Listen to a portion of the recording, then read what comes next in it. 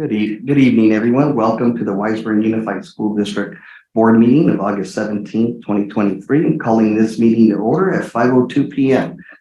Wendy, do we have any comments from the public on closed agenda items?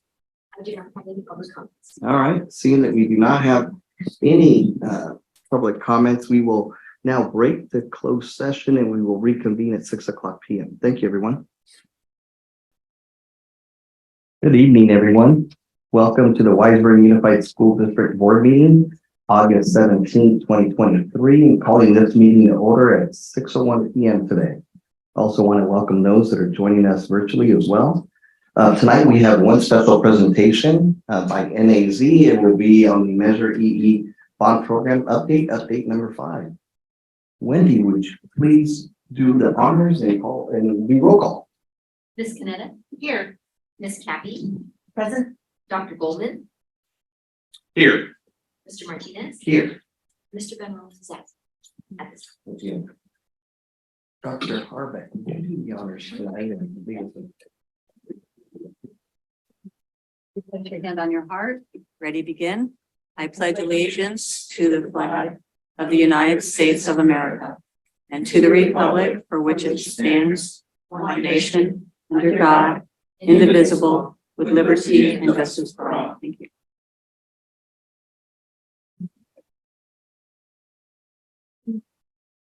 We had no action items from closed session tonight, so nothing to report. Do I have a motion to adopt the agenda? So moved. Thank you, Rebecca. Second. Thank you, Neil.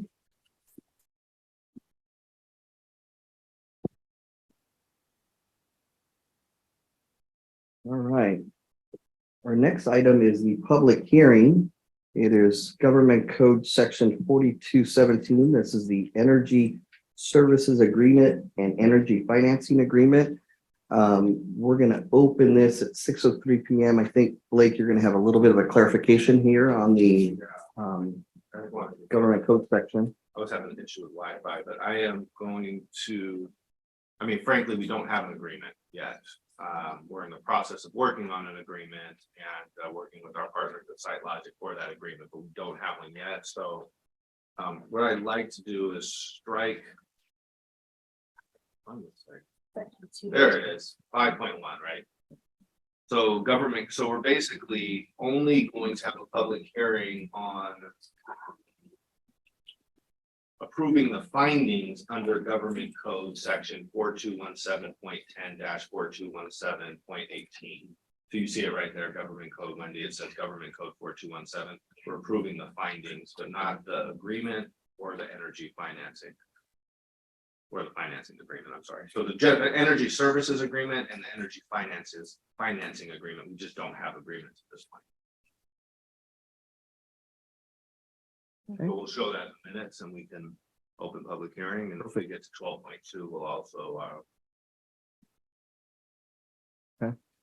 So I think I opened it at 6:03 open it. p.m. Okay.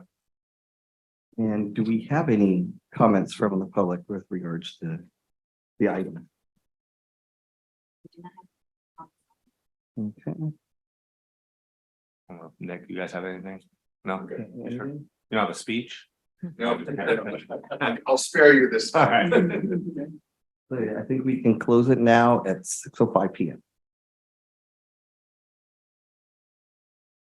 Do we have any comments from the public on non-agenda items, Wendy? Okay. Amir, no. All right. I think at this point, Noemi, please come up. Noemi will be presenting on, I think, update number 5 on our Measure EE bond program. Perfect. Welcome. Good evening, Board President Martinez, Board of Trustees, members of the public, Dr. Silvers. It's a pleasure to be back with bond program update number 5. Wait, for it to come up.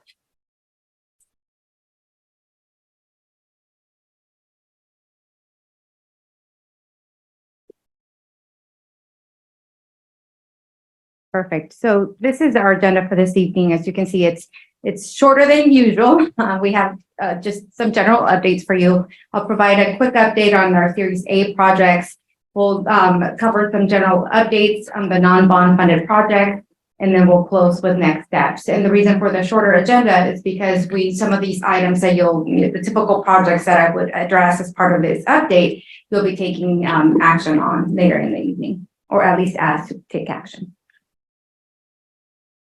Okay, so for our first project, it's the network infrastructure project. I'm carrying the line item there for the budget so that you see that from one update to the other. As you know, we've had LPA working on the development of the assessment for the data center, for the physical envelope of the building. They have completed the assessment. They provided the recommendations on July 25th. And we are actually in the process of finalizing those recommendations. And initially, we had thought of requesting a proposal from LPA to help us develop the construction documents, because most of these, well, not most of these, actually, one of the major items that would probably trigger DSA review is the fire suppression system, because we are going to need to touch that. There is no fire suppression system, as you know, currently in the data center. It will trigger DSA review. Because of that, we're going to need construction documents that are prepared and submitted to DSA. Similarly, we'll need those same documents so that we can bid the project out. But rather, as you can see, rather than going to LPA and asking for a proposal, as you know, at the last board meeting, the board authorized a contract for the Del Air modernization project with NAC. The data center is housed at Del Air. To save cost, we have asked NAC as part of the modernization to include that in their scope of work, and they have agreed. So that saves us the additional funds of having to request a proposal through another contractor, another architectural firm. So again, always trying to find ways to save the district money. So we've already, I'll get to the Del Air in just a minute. The next portion of this network infrastructure project is the actual design and implementation plan. At the last meeting, we mentioned that we did not reach an agreement with IT management. As a result, we had to go out and issue a new request for qualifications / proposals. That RFQP went out on July 31st, and submissions are due, as a matter of fact, next week on the 23rd. Our goal is to bring it to the September 14th board meeting for recommendation. Hopefully, I have a firm. We had a non-mandatory, voluntary job walk last week, and unfortunately, no one showed.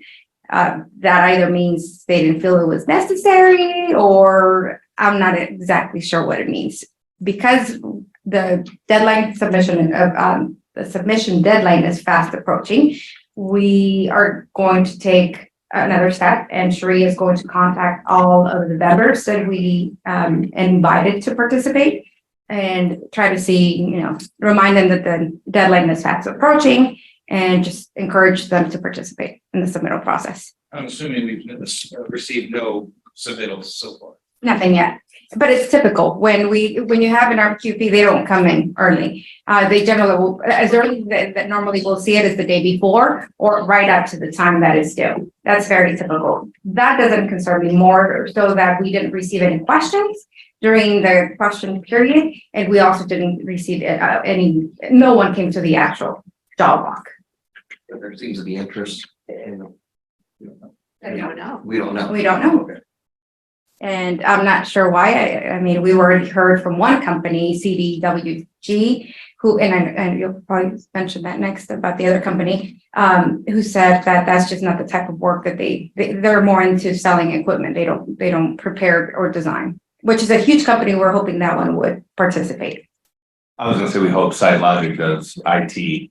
I think one of the things that Noemi shared, what would we do if we didn't get somebody? And I think, I was hoping you could just clarify what we would do at the point if we don't get somebody for this. So once you follow the RFQP process and you don't get anyone, you can actually just start seeking out companies directly. So you've already followed your process, you're conducting your due diligence. We can start calling vendors directly and start trying to see, one, if they're interested, and if so, start negotiating a contract directly at that point. So we have some options, but at this point, we always want people participate. So sure he's gonna nudge a few of these companies. So they're doing that. Nudge away. Yeah. So for all intents and purposes, our goal is, like I said, to bring a recommendation at the September 14th board meeting. So the next project is the Del Air. Oh, yes, I'm sorry. Yes. That's okay. With the, using the LPA folks to do the design for the computer center or data center, are you comfortable that they have that expertise? to do NAC, that? you mean? I'm sorry, NAC, right? Oh, absolutely. They have engineers that they can do that. Okay. The assessment and recommendations have already been completed by LPA's engineers. Okay, Now it's just developing construction documents. okay, all right. There is one more piece that is left in the LPA contract, and they're working on that as we speak, and I suspect I'll have it by next week. They just emailed me yesterday to give me an update that they are going to be updating the data assessment recommendations to include a rough order of magnitude for all of the options that they gave us, so that way we can at least get an idea of what each option would cost. Okay, So I good. think it will be helpful. Okay, moving on to Del Air Elementary School Modernization Project and Safety and Security. Again, just carrying the total project budget there for reference.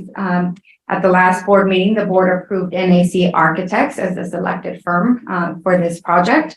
We had our project kickoff meeting on August 11th. And earlier this week, we met with them to conduct a preliminary site walk. We took advantage that there's new students on site, and it made it very easy for the NAC and their team to walk every single space on that campus. They looked at everything. They were there for over 3 hours looking at every single area. And that's just the first piece. The next step is to start the full site analysis. That means they're going to bring all of their engineers. They're going to have to bring their electrical engineer, their, structural, mechanical, plumbing. They wanted to conduct the first part, NAC, and then bring their engineers to the next sidewalk. So that's coming, and that's going to happen the week of August 28th. Right now, they're in the process of reviewing their findings from the walk and the as-built drawings that we have provided. That will lead us to the next step, which is developing the program and educational visioning phase of the project. That is going to be from first part of September and will carry through October 12th. When come October 13th is when we're scheduled to start the schematic design phase, if not sooner. We're trying to compress that schedule. I mentioned that to them again. So our next two projects, I've consolidated them here. We have the Weisburn High School soccer field and the 135th and Aviation Sports Complex. Carrying the budgets here for reference. The RFP was issued to our architectural engineering pool on July 7th. Submissions were due on July 31st. We received 4 submissions from HED, NAC, PVK, and QDG. We are planning to interview the 2 top firms. So we've conducted our reviews. We've ranked all firms. And the 2 top firms are NAC and PVK. They're scheduled to be interviewed next week on the 21st. Not only were NAC and PVK the 2 lowest firms in terms of their fee proposal, but they provided the most comprehensive submission in comparison. The other 2 were good. One seemed to be at a pace very similar to which I would see in any project. So I was a bit disappointed. Plus, the cost was high.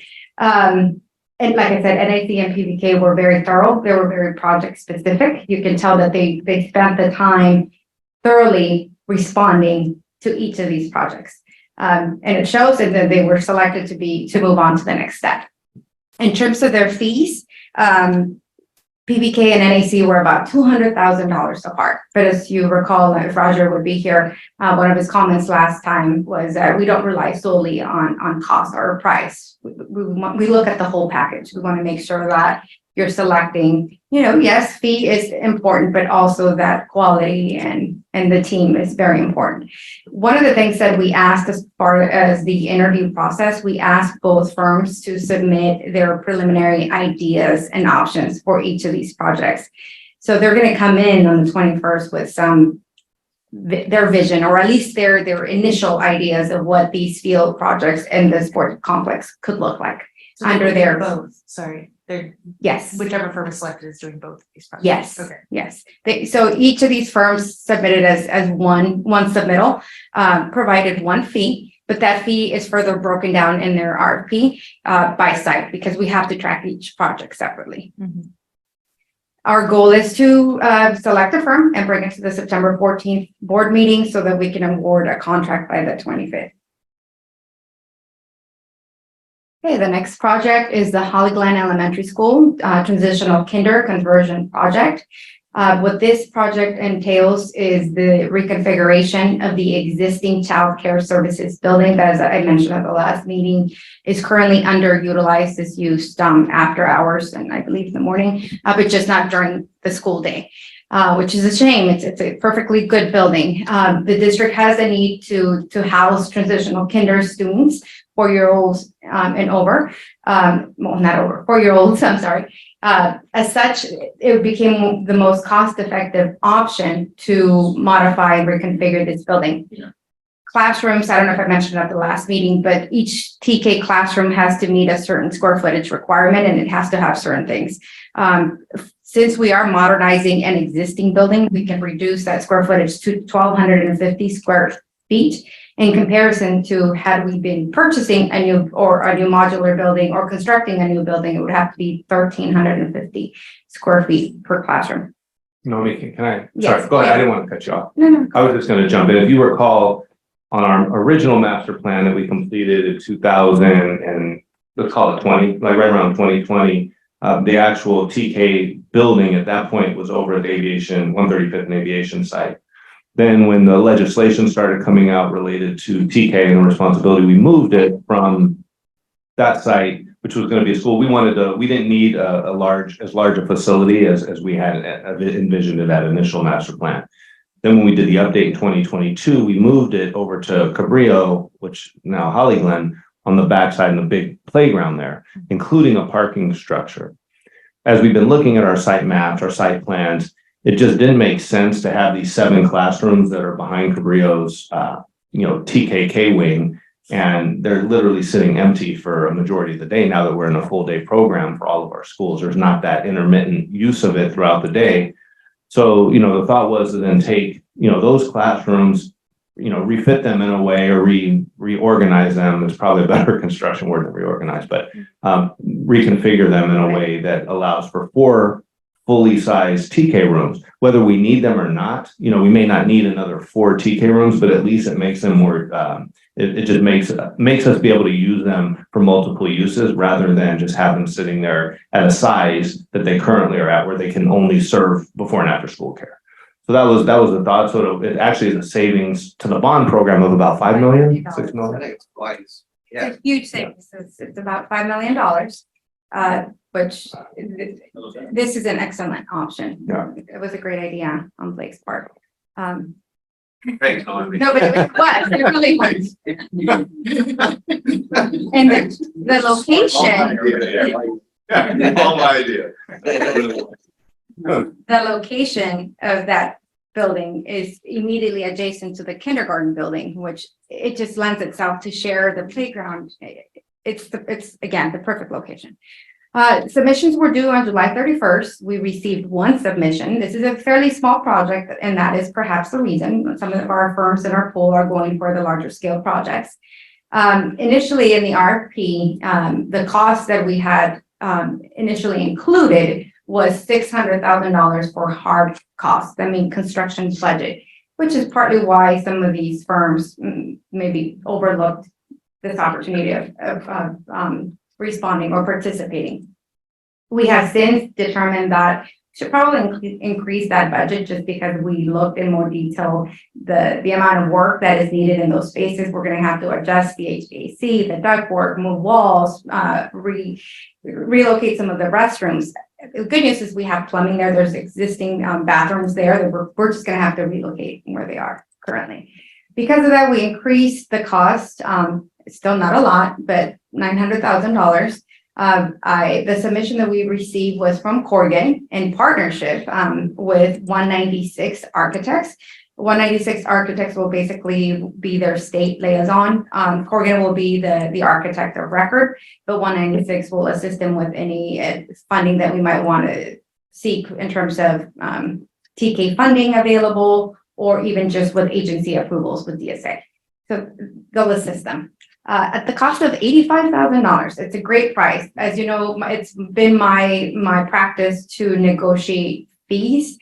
In this case, because I increased the budget, technically they would be allowed to come and request more money because it's a higher budget.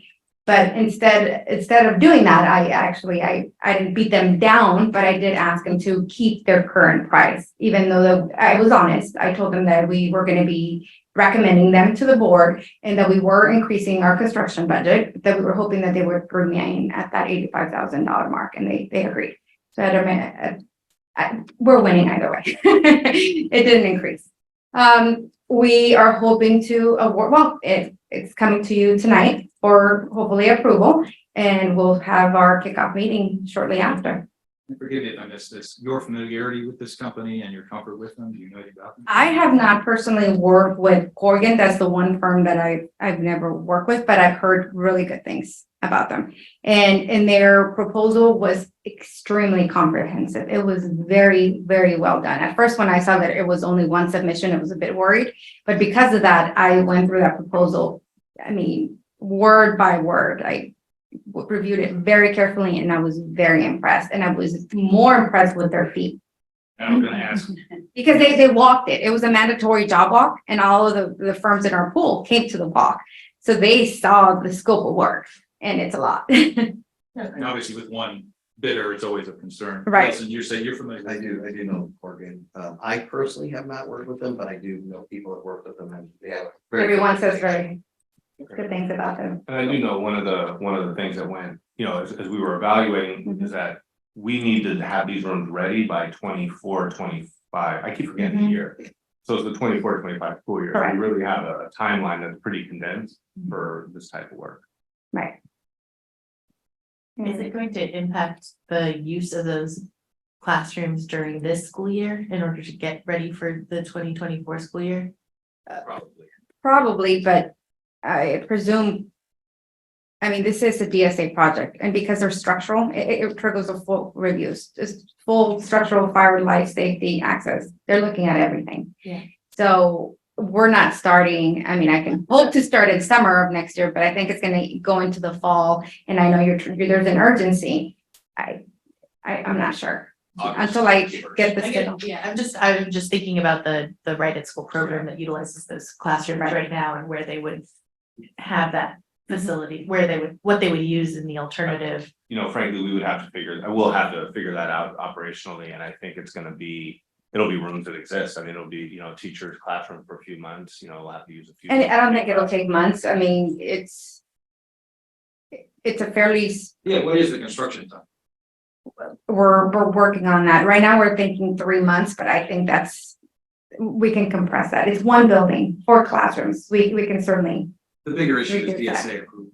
correct, because it will trigger a full review. So we can't cut that time, unfortunately. And then there's a design time as well. We'll So- just use other words. I mean, the bottom line, we'll We'll figure it out. be ideal, but it'll. Right. Maybe if we're lucky, we get approval before the summer, we make it in the summer, we're good, otherwise. It would definitely be a summer project, easily. It's just Right at School uses them as Right. classrooms, right? They divide the kids into separate rooms Right. right now, so that's what I'm. We'll have Thinking to, about it, yeah, yeah. we'll have to try and model that, match that model for them. And we're trying, because we know there's an urgency, we're beating our own timelines. This was scheduled to come to you until September 14th board meeting, but because we only had the one submission, we didn't have to schedule interviews. They were extremely qualified for this project. We decided to move forward so that we can get going as soon as possible. Okay, so that's it for our Series A projects. Moving on to general updates. As you know, we've been working with LPA also on developing design standards for all of our projects. We received the draft on July 26th. We have reviewed the draft with both Blake and Jason on August 2nd. We took quite a bit of their time reviewing all sections. And then on August 16th, Amir spends time with LPA and their engineer reviewing the low voltage, the security, and the IT specifications or sections of the design standards. All meetings were very productive. We're at the point that we're finalizing those standards, and they'll be ready in about a week for us to issue to our architect pool as we start design on these projects. And our next or meeting number two with the Citizens Bond Oversight Committee is coming up on September 7 at 6 p.m. I'd like to put a plug there since it is a public meeting. We always welcome community members to attend this meeting. And then assuming that one of the items, the resolution repasses the restated bylaws for the oversight committee, then it would also include financial accounting of Measure CL as well. It'll be a very busy. It just makes so much sense. In terms of next steps, we want to select obviously quickly the firm to develop the design and implementation plan for the network infrastructure project. That should have been the first project, up and running, and for some reason is the one that's lagging behind. So we're, it's on the top of our list. We're really pushing for that. We'll finalize the design standards, as I mentioned, so that we can issue to our architectural and engineering firms. We'll develop construction documents with NAC so that we can submit to DSA for the data center modifications, I'll call it, to the physical building envelope. We'll hopefully select someone next week, an architectural firm for both the Weisburn High School soccer field, and the 135th and Aviation Sports Complex. If you do approve the contract today with Corrigan, I'll schedule our kickoff meeting shortly after so that we can get the Holly Glen TK conversion project going as well. Depending on how things move forward with the solar project, we will continue to work on negotiating contracts, developing phasing plans, and we'll work with Tim Carty on the finance portion of the project. And in terms of the CTE project, tonight you'll be asked to approve the preliminary services with Erickson Hall. We have a representative from Erickson Hall here today.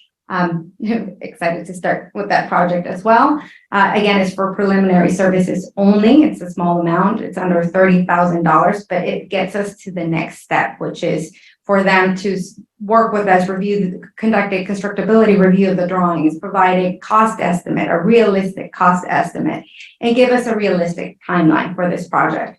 I've heard from the Da Vinci staff, and I believe they've spoken to Dr. Silvers as well, that they have engaged legal counsel on developing or a written agreement that will be submitted to the Weisburn district and board, basically committing to the financial portion of all phases going forward. I've shared with them that you're concerned that, they've always shared that they're committed, but it's always been verbally, and the board would like something in writing in order to, once we bring those guaranteed maximum price contracts, that you're in a position to move forward comfortably. Thank you. And let's see, where am I? Number 8, we will continue the site analysis and programming phase for the Del Air Elementary School Safety and Security Project. And we will be back at the September 14th board meeting with recommendation of the firms so that we can keep all of our Series 8 projects running. Can you remind me what the timeline is for the Del Air project? Like in terms of, okay, we're here, but when would we So actually? a project of this nature is generally 3 years from start to finish. We will do everything within our power, because you have to realize about 7 to 9 months is design. Then you look to another 4 to 6 months of DSA, generally 5 to 6 months for DSA. Then plus your bidding and procurement, and then you start construction. So when it's all said and done, you're looking at from start to finish, it's about 3 years. So like the 25-26 school year. Yes. So by the September 14th board meeting, I'm going to bring, and I shared with you the schedule for that project at the last board meeting, but as we move forward, we may not necessarily be bringing updates. And I mentioned it to Blake on a monthly basis, because once we start design, we'll be on a design period. There's not much I can update. I'll come as needed. At the end or near the end of every design phase, that's when we'll have stuff to share with you. We'll have either renderings or cost estimates in a more defined schedule. So that's the type of project updates that you should expect going forward. I have a question Yes. about DSA, if you Yes. don't mind. Absolutely. During the COVID timeframe, a lot of the permitting areas in all cities were almost at a standstill. People weren't in the office, people weren't able to review things, or they were reviewing them from home, and Mhm. everything was done online, and over-the-counter work was almost non-existent. I imagine DSA was in that same predicament. They were. Mhm.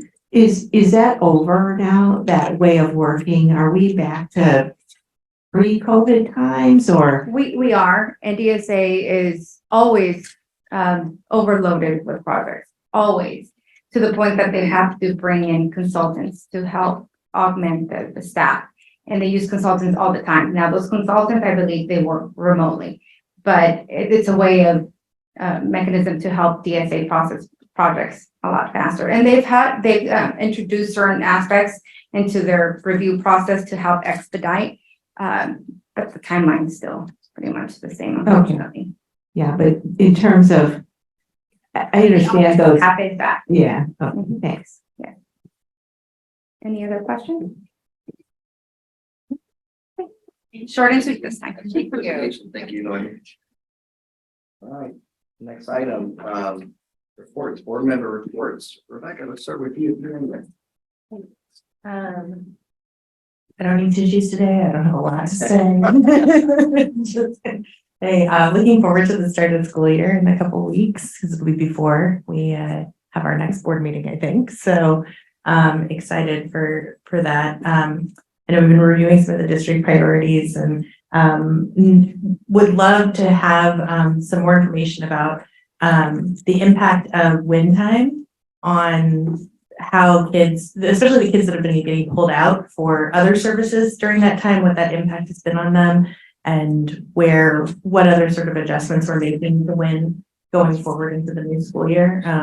Just really interested and curious about how that's working out. I know it was a new model last year.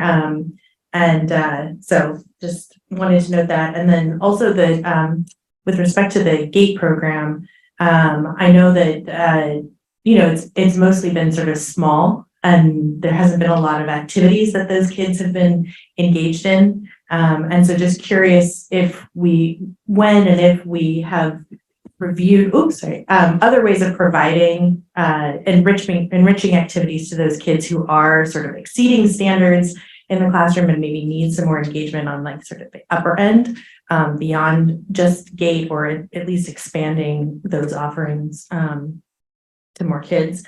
And then a couple more things. I know we've talked now for like over a year about having some programming for families of students with kids who have disabilities, and with our DEI program and things like that. So would love an update on where we are and when we can expect those meetings. I really would love to see us have, as we kick off this school year, that information at least in the hands of families as they start to see their kids back in the classroom and are wondering, how to access services or who to go to and things like that. So I would love that. And I also want to give a shout out to Erica Corder for the calendar design improvements that she made, both for the printable calendars for this year and the wonderful idea to have the vacation scheduler put out. I think that I've heard a lot of great feedback from folks in the community about both of those things. They're loving the new design of the new calendar. It's easy to read. We can print it easily. I love the list of the dates that you can just easily access. And I've already heard people saying, like, I was just thinking about, like, what am I going to do for, like, when is next summer, kind of thing. And I can just look at that vacation thing. So kudos to Erica, again, for both of those things. So that's it.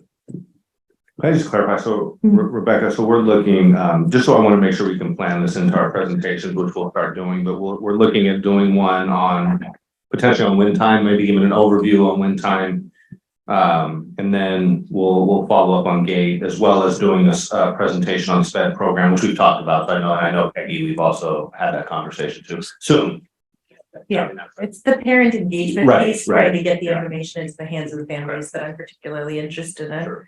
And I guess I just, one other thing about the wind time, I mean, I know that we did a whole new school schedule last year, right? And so I would love to just hear like what the impact has been and how, how that went over, versus our old system. And if we anticipate any further changes to the school day. Everybody's sort of standardized and everything, but just curious about that. So maybe what we do is we do a presentation on the schedule itself and we just include wind time as part of it. Eileen, maybe that sounds.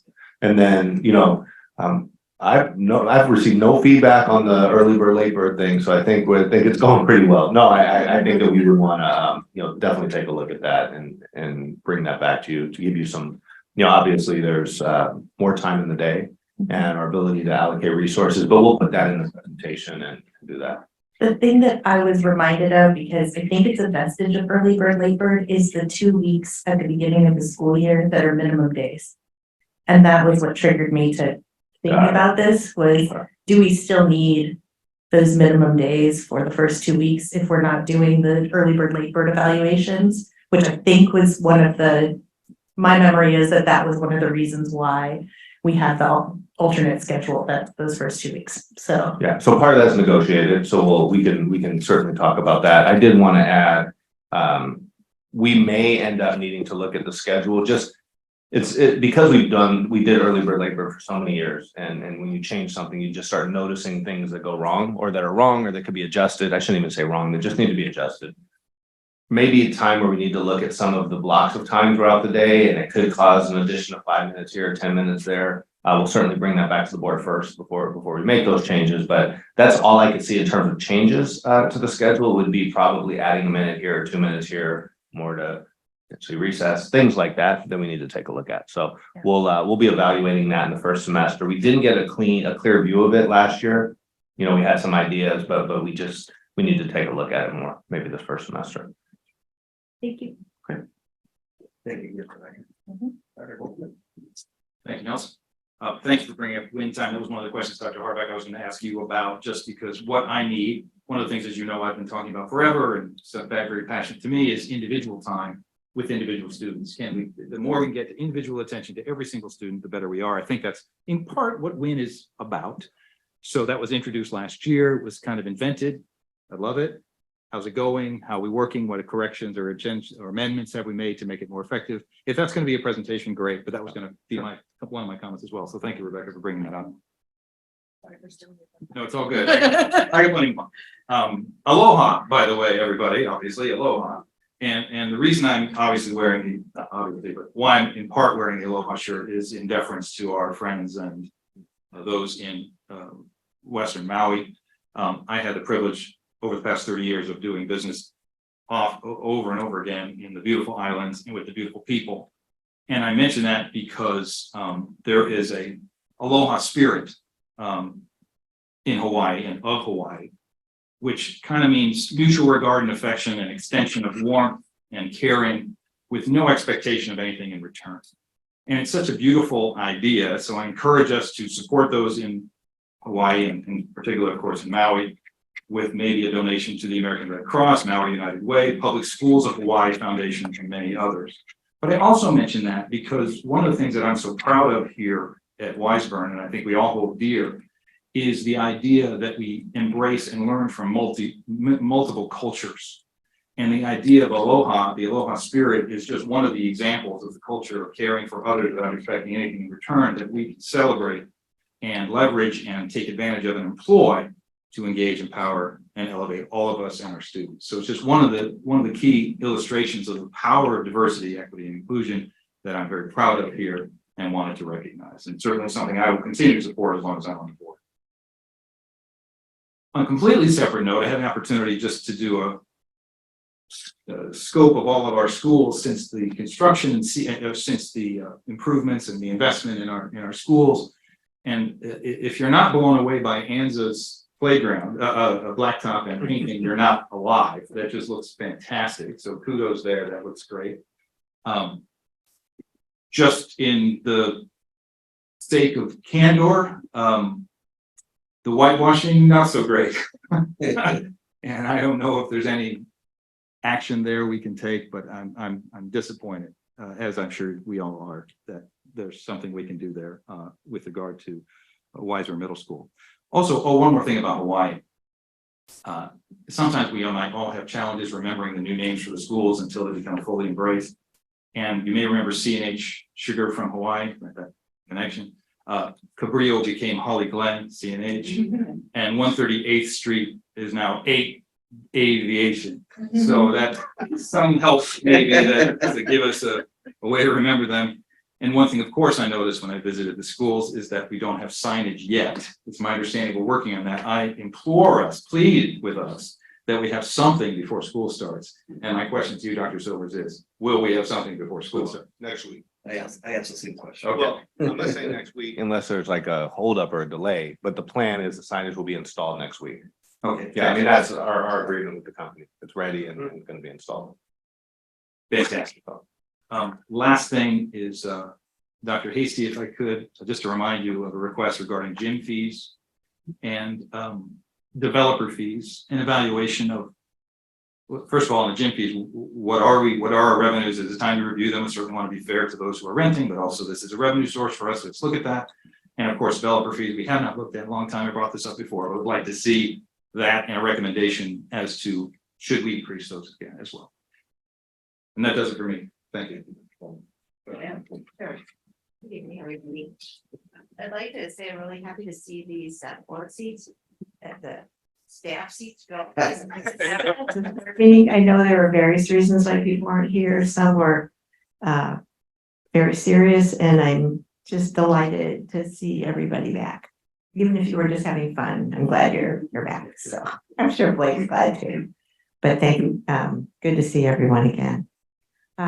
Building on what Neil said about the situation in Hawaii, you know, it's pretty nice to be able to sit here this evening and talk about all the wonderful plans that we have for our school district and how grateful we are with the new bond and how proud we are with the planning Noemi and her company are doing for us and all the decisions that we're getting to make and the serious implications of those decisions have real meaning and importance. And when you look at the pictures of Maui, their schools are gone. There's a school there that was burned down that was 103 years old. So, you know, my husband's from Hawaii, not from Maui, though his mom was born in Hana, which is on Maui. And we have a lot of family there. But as Neil pointed out, the Hawaii culture is sort of everybody's family. And I think the more we can just keep them in our thoughts, whether we have financial donations or some other way that we can support folks. A lot of times you can speak it or think it into existence, and prayers or thoughts or some sort of good wishes from everyone, I think would go a long way that way too. We're very grateful to be here and to be in the position that we are. And isn't it amazing that we can just keep talking about these things and we don't worry about whether our building will be here next week or tomorrow. So anyway, the other thing is to stay safe given Hillary, this Hurricane Hillary as so-called that we hear coming. Please, everybody stay safe and pay attention. We're not used to that normally. We don't even listen to the weather forecast here. So when I first moved here many years ago, I was from the Midwest and I was watching the news one night and the weather forecast was coming out. I thought I better pay attention. So I did. And the next day and the next day, I'm like, wait a minute, why do we do this? Why do we have the weather? Because it never changes. But maybe it's going to change. So anyway,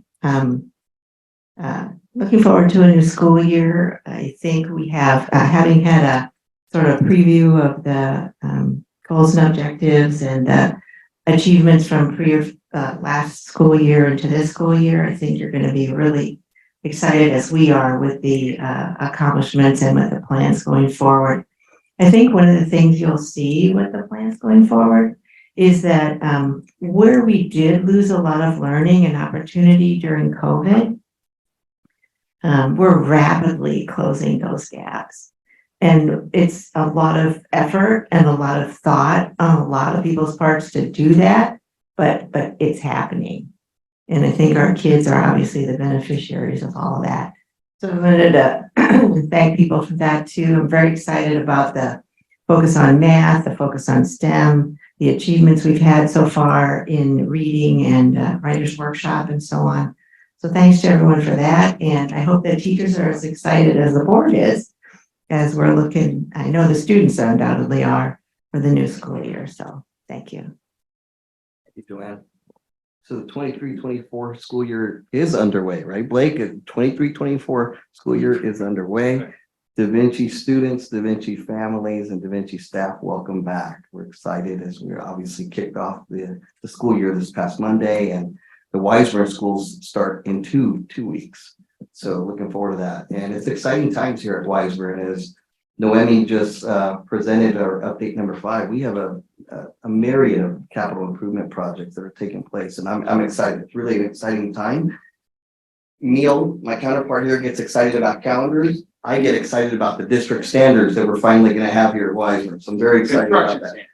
Construction standard. We refer to them as district standards, but yeah, I'm glad you're clarified. Otherwise, the community has no idea what I'm talking about. So I do want to thank the NAZ team. They're doing a great job. And as you can see, we have a myriad of projects that are coming up. Tonight, we're approving also a number of maintenance projects, as I think Neil and Joanne have highlighted throughout the school. So you're going to see a lot of changes that are at our school sites, a lot of it good maintenance improvements that are required. So and I'm also excited about the work that's taking place right now with regards to the district priorities that like Neil and Joanne, and I think Rebecca mentioned with regards to STEM and some of our focus that we're doing, that is all connected to our pillars. And so you're going to hear about a presentation that's coming in September, our next board meeting, September 14th, that Blake will present on. And there's a lot of work behind the scenes, and I want to thank staff for doing that. So very excited about this 23-24 school year and obviously the years to come. And that's all I have. Thank you. Yes. I just want to make I just heard myself in retrospect. I want to make a public correction. I'm mortified to be talking about DEI, and I said whitewashing the walls. I meant power washing the walls. So please, for the record, thank you. Pressure washing. Pressure. Thanks, Neil.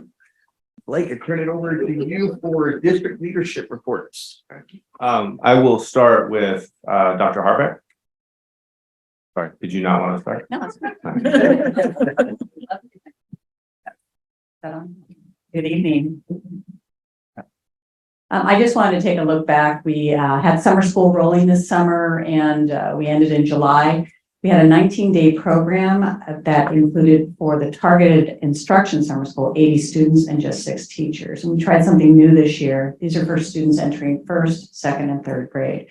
So we thought that rather than have the teachers teach both reading and math, that's what we dedicate our time to, all together during the 4-hour period. We separated it. So we had some teachers for reading and some teachers for math. And we did a survey at the very end of summer school, and it was all thumbs up on this. So teachers enjoyed it, and we saw great outcomes from our pre and post program data that confirms that all students 100% made growth over the summer in both reading and math.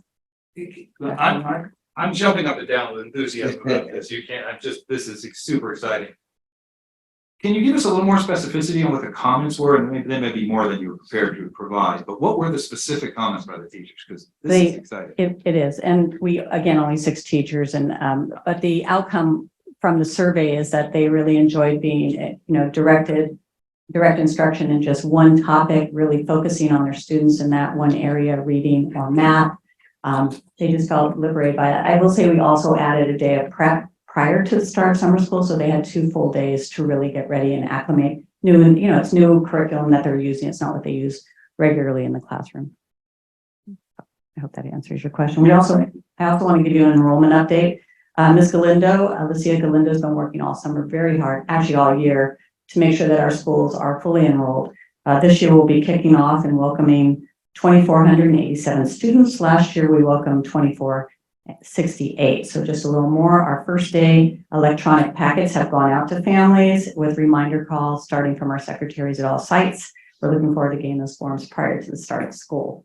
So all good. It's going to be a great kickoff and we are fully enrolled.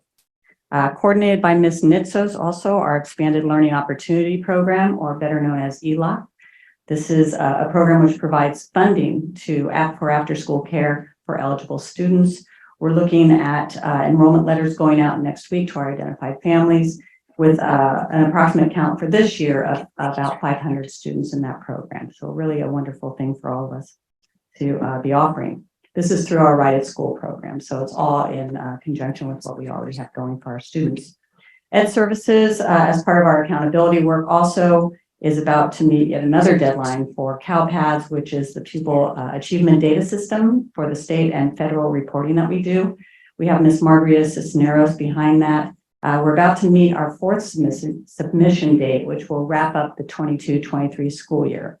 Things as student demographics, course data, discipline assessment and assessments, staff assignments, and so forth are all included in this data. So we'll do a wrap up. That's our final. We're in the what's called the correction window where you can go back and make sure there's no mistakes. Really important that this is accurate data. So Ms. Cisneros oversees this and it'll be going in August 25th. August 23rd, we have orientation for our new teachers. On my end in the morning, we bring in our new elementary teachers here in the district office. It's just a great welcome. We have Dr. Ingram there. She'll be introducing them to our student wellness program and our counseling programs here in our district. We have Alanya Thompson, a teacher at Del Air, who will be coming in and giving an overview of writers' workshop strategies.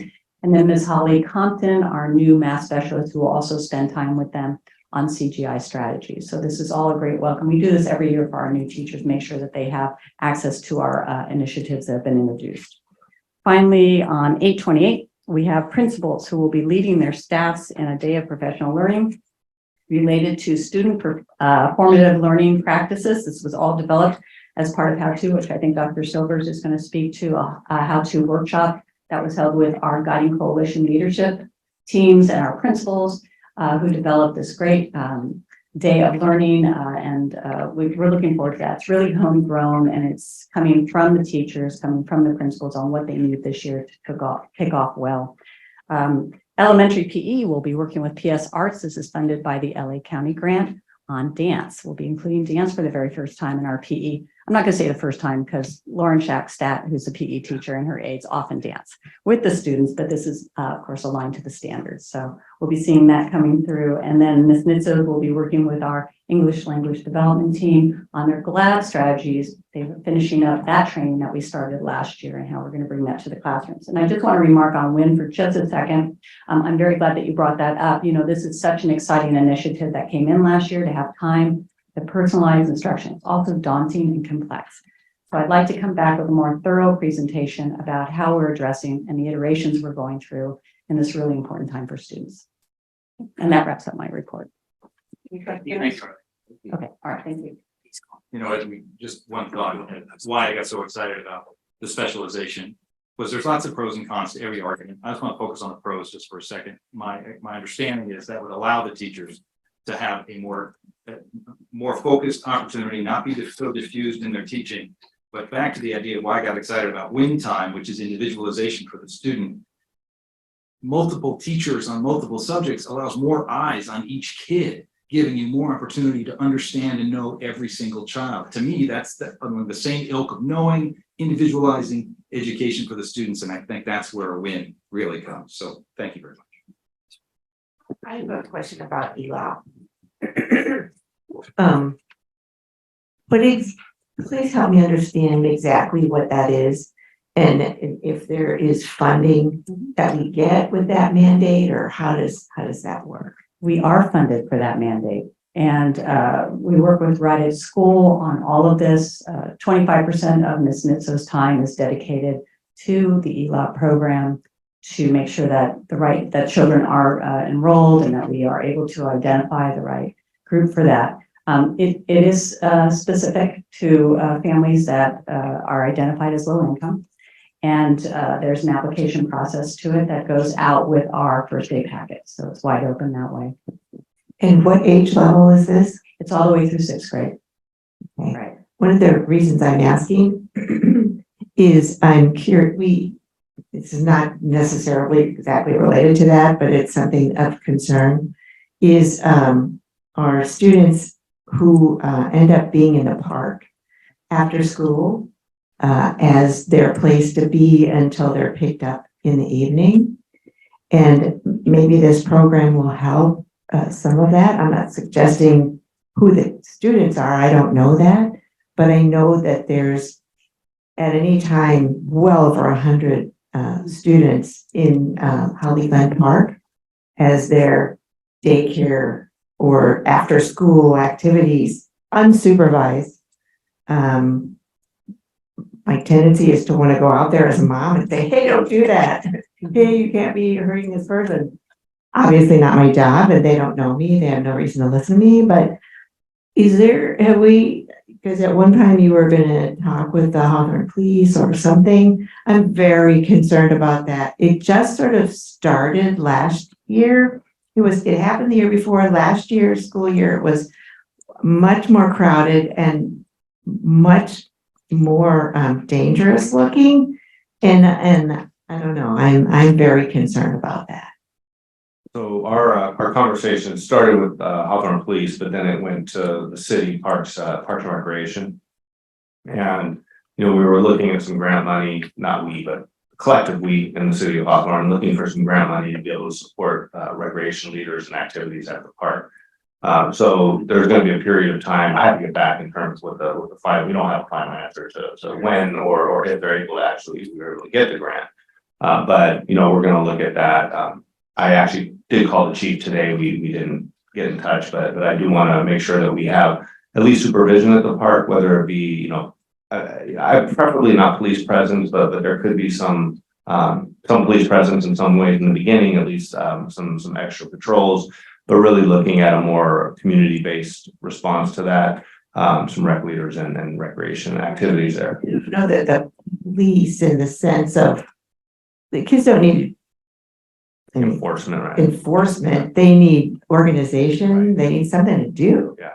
That's the goal. Yeah. And so we'll hopefully, we did get a sort of a tentative interest from the city on that for starting the school year there. So we're but my guess is, and from what I recall, there needed to be a period of observation where they were able to look and see how many students are there, how much staff would they need, or how many staff members would they need. So I'll push a little bit more on that button to see if we can get that expedited. Yeah, thank you. Thanks, Eileen. Nisha. I got out of order, didn't I? Got out of order. Good evening, everyone. Quick staffing update. We had our, I'm gonna call it an annual job fair now, because we've done it 2 years in a row. On Thursday, August 3rd, and item 10.20, you'll be approving some of the folks that we hired that evening. We actually hired 9 employees, or we met 9 folks that day that we were able to interview and obviously process over the last few days. And those positions included playground aides, instructional aides, the new tech aide at Weisman Middle School, as well as our much needed substitute food service and custodial staff. And so it was a fruitful evening, and just great to meet community members that were able to come out. Also want to thank Right at School, because some of the employees were actually Right at School employees who worked for Right at School in the afternoons, but then wanted morning hours or something in between. And so it's a great partnership for them on the staffing piece of it as well. We've had some late resignations and retirements over the summer. So we do actually currently still have a preschool teacher opening and an opening at Weisman Middle School for a teaching position. So we are actively recruiting and hoping before the first day of school that we can at least go through the process of getting someone in place.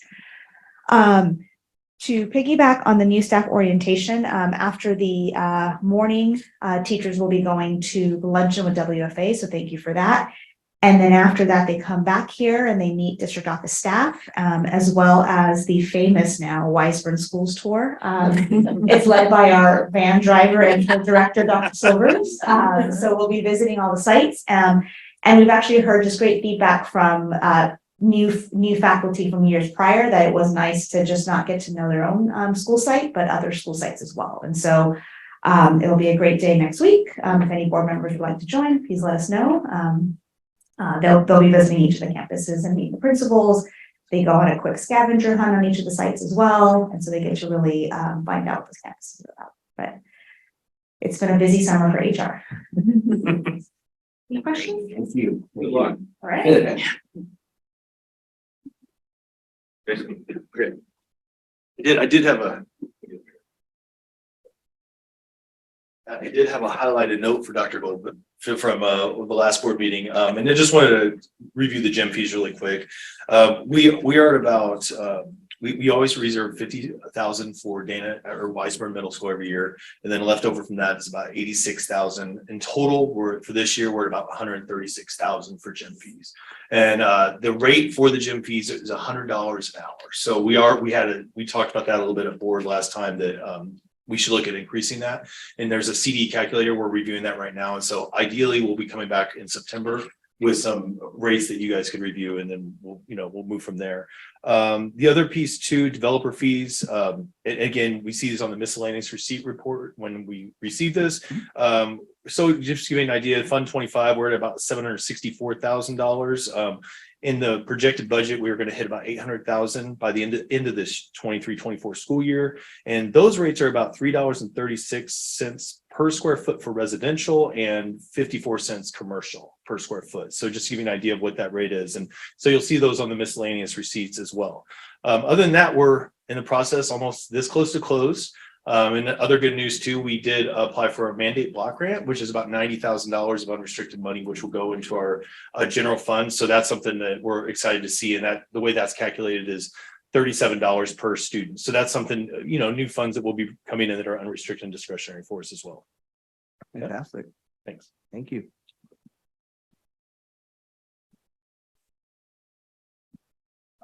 You're there. All right.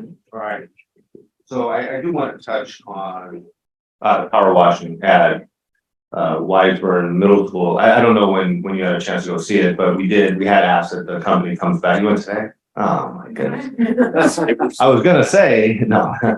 So they have been back. I believe they're back 5 days this week. So they started on the front of the school yesterday, which I thought looked better. I went yesterday and I actually thought it looked a little bit better, but maybe not. They did get another chemical and they sprayed it. I don't know what we're gonna get with it. I mean, I think we're doing the best we can. I know. We're trying. Nonetheless, what I could say is that there's a lot that the power washing is getting that we don't see. I mean, there's the residue on the lights and as much gum as we can possibly get, which is it's a lot. The door frames, and you'd be surprised how much dirt just finds its way into the cracks and crevices of the schools. So maybe not perfect, and we're gonna have to take a look at maybe the chemical or the company that we use. But anyway. They are back in there all week, so we'll just continue to monitor that. I'll take a look later, I guess early next week. So it's almost the end of the week already. Look, I'm behind myself here. Did want to talk. I wanted to share that signage is going to go up. We actually are going to have the signage companies in the major signage areas. Actually, they're going to be removing the current signage so that it doesn't create a bump behind the sign, if you will. So it'll be pretty flush and installed. Again, next week is the target. We'll follow up again tomorrow just to be sure, but that's the target. So Dale Air, formerly ANZA, is a bit tricky because there are 3 signs in the front of the school. Correct. All 3 are getting covered. Okay. Yeah. Hope we didn't miss one, but yeah, there's multiple signs at all the schools. Okay. We actually will also bring back, and I think I shared this at the last meeting, but we also are doing a review of the marquee systems, our marquee boards. So we did get a quote I think as recent as yesterday. But just because of our current bond series and the programming and the budgeting that we've done towards that, Noemi has said, please do not add another thing to our bond program. So probably will be a series B bond expenditure, including some of the other signage that's going to need to be updated, which we shared with the board at a previous meeting. There were several signs that needed to be upgraded and updated anyway. So it's not just because we changed the names. I just want to be clear. It's not just because we changed the names. The signs at Dana have been, in need of repair for quite some time. Sorry. Sure thing. And the 138 sign, I mean, it's perfect. Correct. Not because Lily doesn't want another project. We don't have money to cover from the Secretary of State. So just to clarify, we want more projects, we just don't have the funds. Because we are moving forward with Del Air modernization, we are going to include that marquee as part of this project as well. So we'll at least get that done. And depending on where we are with budget and project contingency, closer to next year, then at that point, we can potentially release some of the other marquees. But at this point, by adding Holly Glen, TK conversion project already ate into our project contingency, and I don't want to keep doing that. We haven't even started design, so.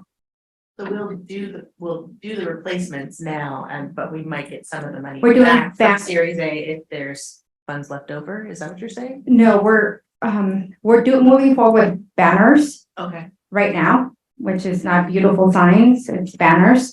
However, for Del Air, because we are already at that site and there is funding available for that site, we are going to replace our marquee and whatever monuments in the front of the school, the sign. So that one will be fully complete as part of this project.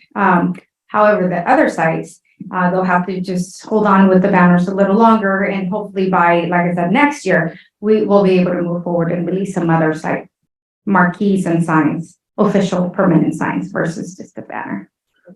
And part of it is a design. I'm sorry, go ahead. I was gonna say part of it is a design. We actually are in the process of designing what, and I was gonna actually speak to that as well, but designing what those signs would look like, because that's a process as well. I was gonna talk a little bit about rebranding here in a second, but nonetheless, so as that happens, it's probably gonna happen in our minds quicker than what we think, in terms of when we get the money, get it up based on when the design actually happens. Because we'll have to bring that design to the board. I mean, obviously you all will have to approve the signs that go up and the design that goes up and the logos and all of that stuff. So there's still a process before we can actually put that permanent signage up. Good news is that as long as we stay below 8 feet for any of these signs, they don't have to go through DSA. So once we come to an agreement on what the design looks like and we have some proposals, then we can move forward with those projects quickly. In terms of Eight the height. height of the Mhm. sign, not Yes. where it's placed. No. Okay, all right. Yeah, Um, 8 feet. so I have one other question. Yes, we'll find money. that's exactly the direction I gave to Elise. Yeah. Stay below 8 feet and we have to find the money. Yeah. So just like that Cabrillo and even at Dana, there are the lettering on the school as well as the marquee. So are we at least taking off the lettering? Yes, that's what's coming off, and then it's gonna be covered. There is gonna be a sign over the lettering. The lettering is gonna be removed. And just to be clear to this Have a whole permanent point, sign. what is Two our- different things. what is our expectation of the length of time that our signage will be banners? A year. Plus. Just to be totally frank, Let's a make it year.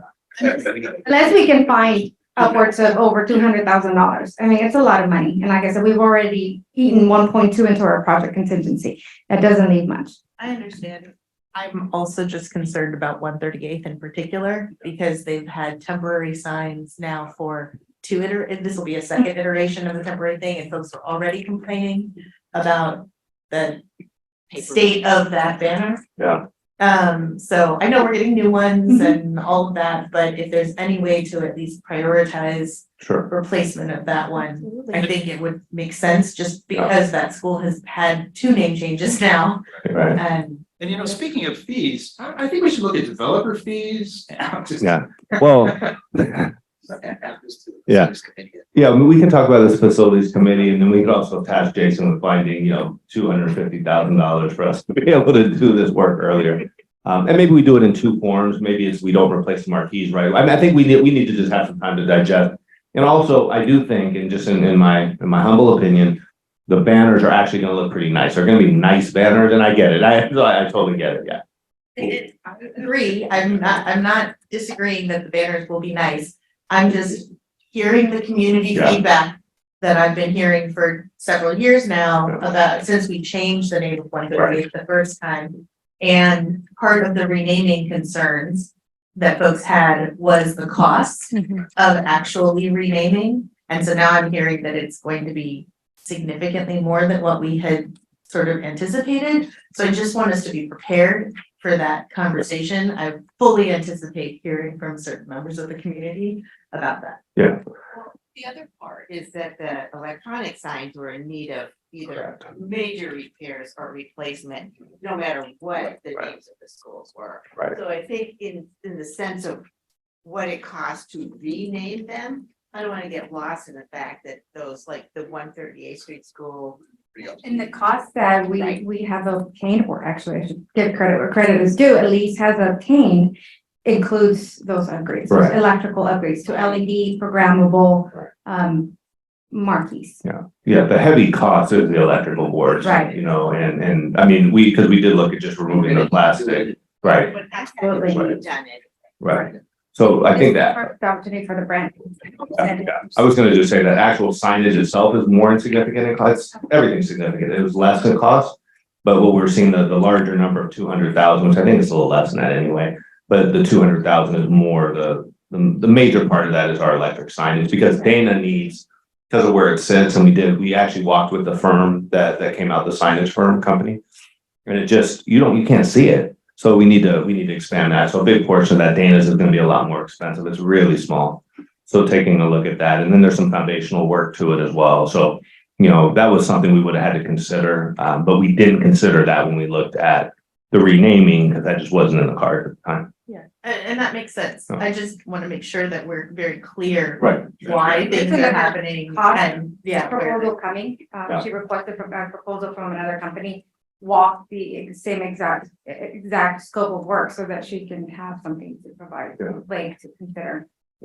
You're right. I totally get the 138th, you know, conundrum and the fact it's been sort of this temporary sign, and we need to do better there. Yeah. Okay, that was only number one. I'm gonna move down here. I did want to talk about developer fees, you know, Neil, specifically to the increase. I know you mentioned the increase in fees, which requires a resolution and a study, a developer fee study. We got into, and I just have to say, you know, I just have to apologize. We got into it when Greg was here and he was doing the work, and then it got lost. I'll just be honest, it was something that kind of fell off the books. We have consulted with King Consulting recently. So we just need to figure out kind of how to repick it back up and do it in a way that's obviously that's, you know, legal and all of that. So we'll continue that conversation with them, and definitely they're planning to be here at the 14th board meeting, September 14th. So we'll have an update to the developer fees, and then the ability the board has to raise those fees from the fees that Jason shared. Thank you. Sure. I also wanted to talk about, I want to thank Erica. I know that Rebecca did, and I just think it's, you know, obviously, I mean, the calendars, I think I've received emails and text messages from colleagues across the South Bay about this calendar thing. You know, I mean, it's pretty impressive, the work. I mean, she was super excited about it, and rightfully so. I mean, it was just a really nice calendar and very useful, you know, to put on either on a refrigerator or wherever you put a calendar. That's where this fits that bill very well. But all in all, I mean, just the work that's gone into our newsletter, you know, the summer, the pictures, you know, yesterday she was flying drones around the campuses to get some more, you know, some higher level video and photographs. You know, she's behind the scenes and constantly working to really do a good job trying to make our district look good, and does make our district look good. So just wanted to say that and thank her. And to lead into, we're very close to the launch of our new website. You know, I was telling Nelson, you know, I'm hoping we're a couple weeks away. The idea was to get there September 1. That was kind of our deadline internally. It's a soft deadline, but we're hoping we get there. I have had a chance to review it. I think the team cabinets had a chance to review various sections of it. It's looking good. So we're really excited, and it's very well organized. I mean, that's the part, right? This website's only as good as the organization of it. And I mean, it can look great if you have to thumb around for things. It doesn't make any sense, right? It just looks good and you're frustrated. So this is just a really, really well organized website. And I look forward to what we're able to build out of it, and then just provide that to our families and community. Also wanted to talk about how to, I want to thank, the team here. I really want to thank Eileen, and Bill Saunders and Wendy, who really behind the scenes put this how-to together. How-to is a series of 3 events or 3 meetings, day-long meetings that we have with our teacher leaders, our district leaders, principals, et cetera, to really plan the initiatives for the year.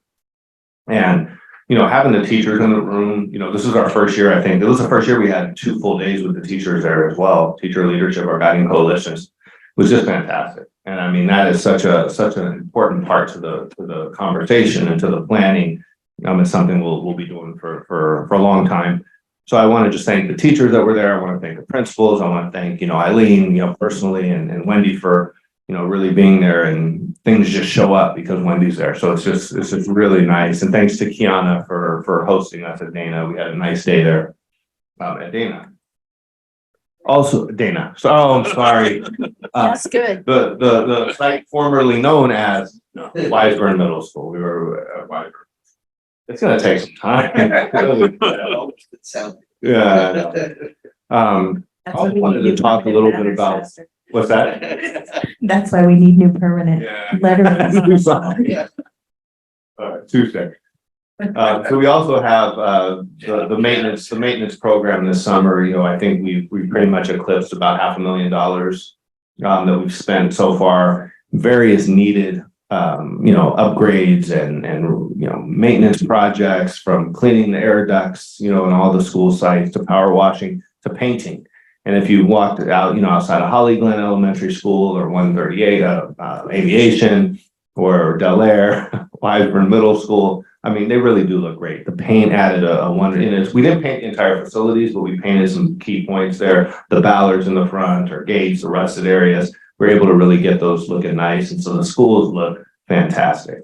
And really it's thanks to Elise and to the leadership with NAZ, but also, to our custodial team.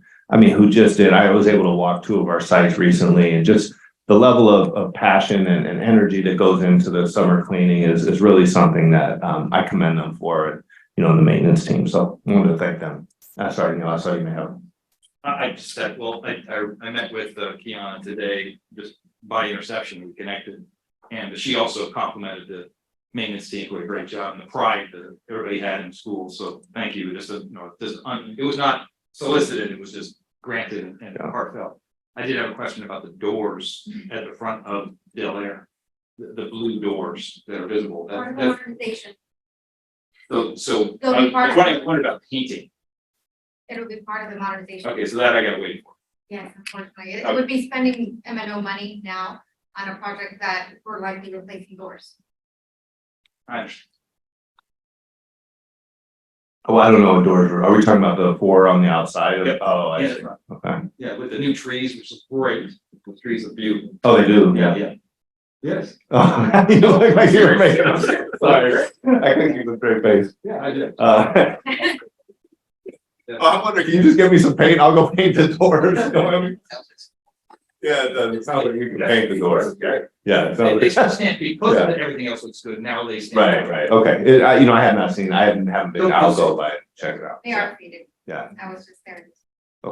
Sorry, that reminds me, Blake, I Uh-huh. apologize. No. One of the things that came up when we were doing the Measure EE stuff was the entry points to at Del Air in Yeah. particular. Yeah. Can you remind us what we're doing about the safety security Sure. issue at Del Air in particular? I'd love to.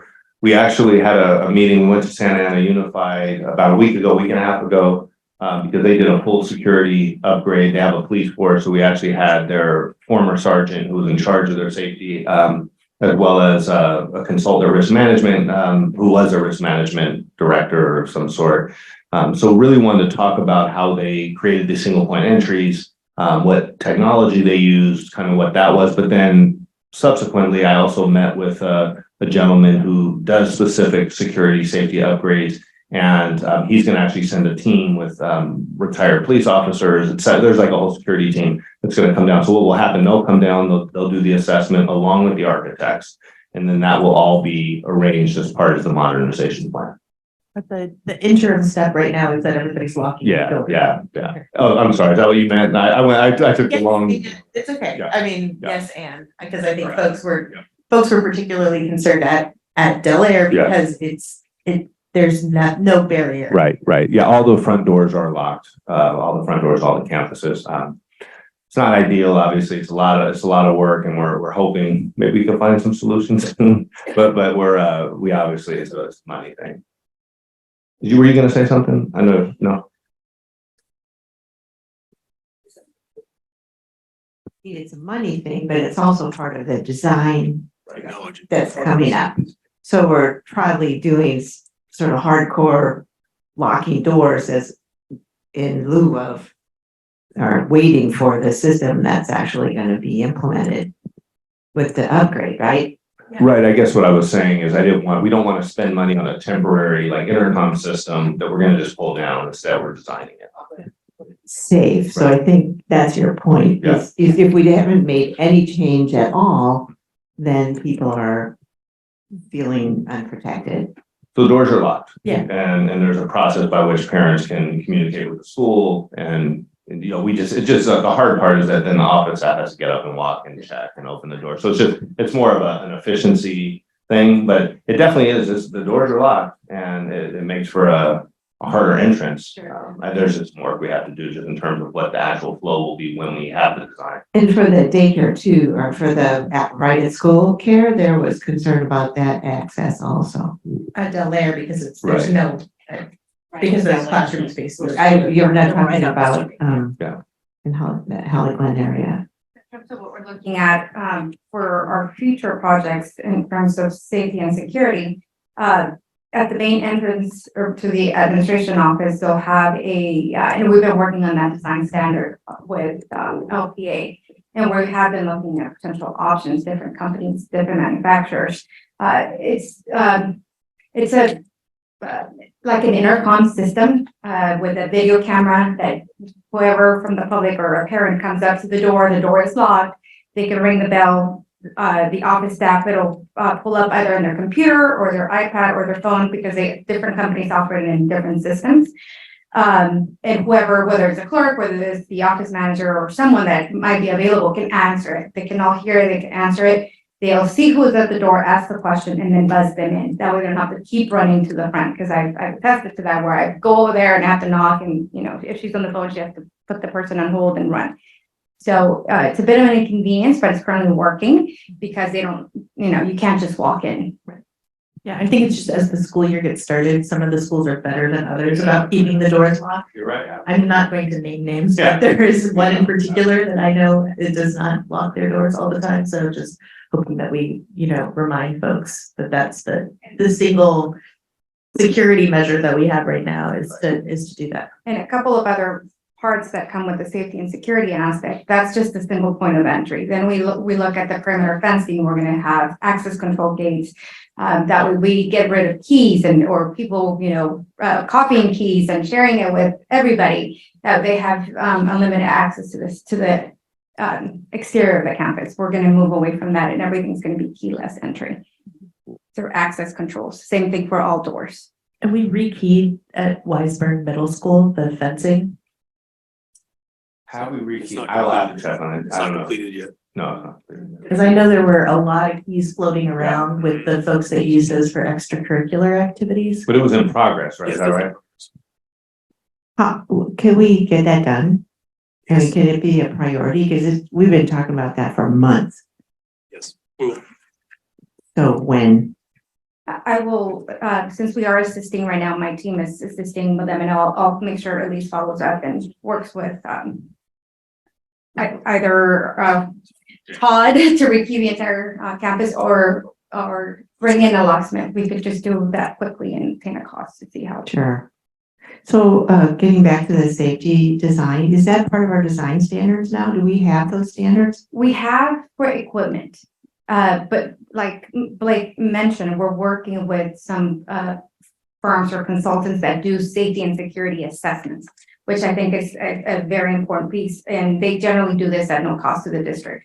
They'll come and walk the site and determine the best locations for security cameras. And they bring to our attention items that we would not normally be aware of. And these people are generally retired like in Santa Ana case, the police sergeant, the chief of police that worked at that district for 40 years. So he's Sure. very familiar working with schools, or the gentleman that Blake met, also former law enforcement gentleman. Since this is one of our highest priorities in the district is safety, can we, I don't know, as a board and as a public meeting, see kind of where we are with this? Or when you think the time is right, that we have our design standards, or we've picked out our equipment, or we have the people that we want to work with, something that we can get a status update for that? Absolutely.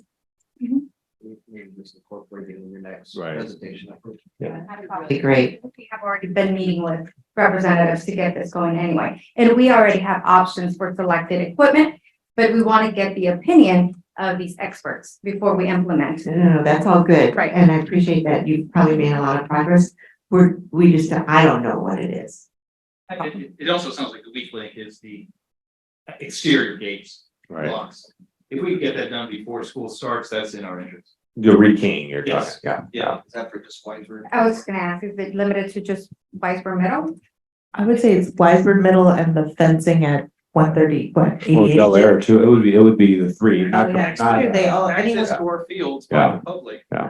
Okay. Everything except Holly Glen. I think Holly Glen's fine, but the other three. Holly Glen does also have, well, I think the maintenance staff is the only one that can open the gates at Holly Glen, but all the other ones, the members of the public. have Riking keys. is fairly inexpensive, but we can't move forward just yet is with the keyless entry. Yeah, that's fine. And it's only specific, like Del Air is just that one specific gate. The few gauge, Yeah, yeah, we're not yeah, talking- yeah, we're not talking, yeah. Okay. Work on. What are we doing in the short term for the Rite School at Del Air? The doors are locked. They keep those doors, the doors that face the public locked. Okay. Yeah, and they have a different dismissal and arrival type protocol. Yeah, thanks. I'm still in my report. All right. Apologies to our guests. I do have, I do have a couple more. I did want to share that, we are in the process of looking at branding. I just shared it with the board at the last meeting. We had a good meeting last week or earlier this week, sorry, with, Erica and team to look at different logo inspirations in a sense. It wasn't a logo, it was more the inspiration behind it. I guess that's what designers do. But they wanted to make sure that we were on the same page. So we will be coming back to the board, I think at the September 14th board meeting with some more tangible things, images and so forth, drawings to look at. But I just want to say, I was very, very happy with, the level of work and just the expertise that went into this. It'll be a really nice rebirth, if you will, a rebrand. That when the new website is done, maybe Erica could come in and do a demo. Oh, of course, of course. I think that would be a really great presentation. Sure, absolutely. Thank you. Last, I just wanted to share, we are running through, sort of a TK conundrum right now. We did add a third class. I shared this, just because of the numbers and because of permits versus, non-permit students, and we're all our students, but, we're at capacity right now in 3 classes. And, we don't really have enough on the wait list yet to make another class. We do have some on the wait list. We're in this really funny stage right now of do we or don't we open another class? To couple that with the fact that we just can't find, Nisha looked away when I was talking about it. We just can't find the required aid. So there's just no, and you have to have this, you have to have an aid with, what is it, 24 units or something? So there's a very standard process or standard requirement, in these units. And we're just not getting applicants. And so it's really, and it's not just us, it's across the board. And if you don't have that person in the room, you lose funding for that class. And so there's a pretty significant penalty to the district. Also, we need to watch and really be really keen on that number, the 24, so we don't go above the CSR requirement, our class size reduction requirement. So it's just a funny time right now, and just want you to know, I will give updates to the board as we get closer. It could be that we do need to open up a 4th class. We have a place for it. We may have to do that to avoid class size penalties. But also we need to take a look at whether we can even hire somebody to fill that aid role, or whether we have to do almost a half class, just have, 12 kids, just to alleviate some of the pressure on our class size reduction. So it could be a non-perfect solution, but just so you know, those are the challenges we're facing right now, and really trying to make the best decision on several fronts. So Sorry, I was gonna say, and I know in years past, there have been like a TKK combined class. Is that a possibility for these kids that are on the wait list? Like, is there enough K kids to be able to do a TKK? Sure. So the possibility of a TKK can happen, but with the new universal pre-K legislation, that's kind of the deciding factor is if we have the TKK, we still need that aid, and the teacher still needs to have the ECE units as well. So Are we hearing the aide is actually harder to hire than the teacher at this point? we are fortunate that we have a current teacher that does have because they have to have multiple subject and they have to have ECE units or early childhood units. So we have a couple members on our staff. It's also on our personnel report. Nicole Cornett, who was a 5th grade teacher at Del Air, is going to be one of the new TK teachers at Holly Glen. One of the few that has a multiple subject and ECE units to qualify. So it's just not that the aid's difficult to find, it's just we don't have anybody right now, and we currently actually have 2 preschool instructional aid positions open as well, which also require ECE units. So, but most folks that have ECE units will then go become preschool teachers, right? And so they're not really looking to be aides, they probably want to become a teacher. How long does it take to obtain those units? It's 24 units, so it's between a semester to 2 semesters, depending on how many classes you want to load up on. So there are programs from the county. There are programs, that we can have folks go to. It's a matter of they can't finish them before we start. And this is the year that the requirements have to be in place. Last year was kind of our gap year, where if we were okay if we didn't have everybody meet requirements. But starting August 1st, 2023, everyone in those TK classrooms have to meet the requirements. I read an article, I don't remember if it was an EdSource or something about LAUSD having a program where they were training parents to get classroom units to put them in the class, to get these credits to put them in the thing. I'm not suggesting that that's the best model, but I'm just curious what other options we have. Yeah, I think LA Unified may be doing their own program. Laco has programs as well that the district can help support folks through those courses, all of that. It's a matter of folks having interest in it and just the time frame we're in right now being August 17th. Yeah, I mean, I do think that we did talk, we met with cabinet today. We need to look at very creative ways to make it, I guess, more attractive for people and maybe make it more possible for people to get these units and provide service, because we will need TK aides for a long time. I think the problem now is just that this number of students that want to come in now, it's kind of late in the game. It's just it's timing, space, it's all of that and we kind of knew we'd maybe be in this situation, and we're just in a gray area, we're on a fence. And we just need to monitor enrollment and see what we can do. And there's some solutions, they're not great, but there'll be a solution, and we'll get to something. And just for giggles and grins, if we're all competing with students, for students everywhere. Not having space for students who are interested here doesn't help our future ability to capture those students. You're right. So I wondered if there's one last thought, right? At school or any partner companies that would be more expensive, but do they provide an option for us here?